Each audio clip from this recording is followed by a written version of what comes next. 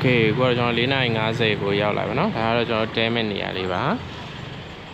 ဘုကင်ကတော့2လလောက်တည်းရှုလုပ်ထားပါเนาะအဲ့တော့မှကျွန်တော်လိုချင်တဲ့လောက်မရပါဘူးအခန်း3ခန်းမရပါနဲ့ဒီမှာကတော့အများကြီးမရှိဘူးเนาะဒီမှာဒါဆိုရင်လုံးချင်းပေါ့เนาะလုံးချင်းခန်း2တက်ခန်းလေးရှိမယ်ပြီးလို့ရှိရင်ဒီမှာတစ်ခန်း2ခန်း3ခန်း4ခန်း4ခန်းတော့အပေါ်အောက်ဆို8ခန်းပေါ့เนาะ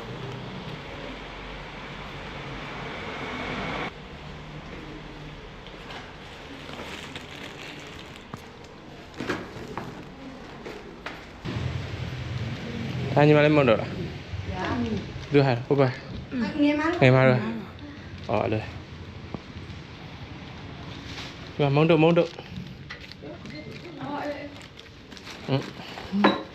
Cô gà rồi đã. Cái đầu chỉ mẹ khăn cho cô ngã thả để khăn lấy bọn nó. Tông nhẹ ngã thả để khăn lấy cô review bọn dân nhiều lấy phiếu giá bà mẹ. Khăn gà cho rồi lòng hoa bạch chế xí đi này bọn nó. Lý à này cô gì? Ngã à bọn bia. 900ဆိုတဲ့အခန်းကဘယ်လိုမျိုးနေတာရှိမလဲရှင်းပိုင်းမှာ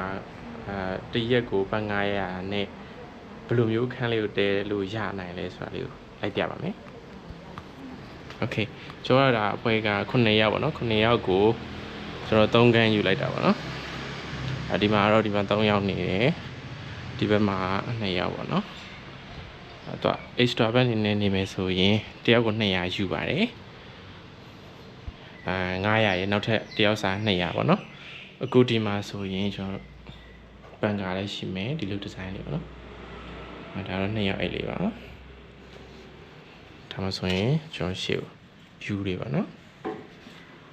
Okay ဒီမှာကျွန်တော်တို့ထိုင်ကုန်လေးလည်းချထားတယ်ဒီလိုပန်းအိုးလေးနဲ့ပါနော်ဒီမှာဗီဒီယိုလည်းရှိတယ်ဗီဒီယိုထဲမှာဒီလိုချိတ်လေးနဲ့တတ်ထားပေးထားတယ်ဒါကတော့အဝတ်တွေပါလမ်းလို့ရမှာပေါ့နော်ဒီနေရာမှာ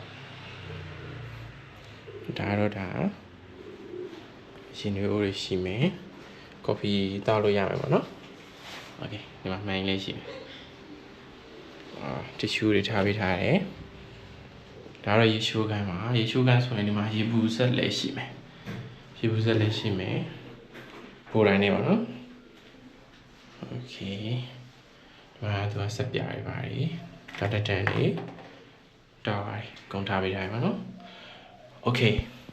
ဒီလိုခန်းမျိုးကရှင်းမိုင်မှာ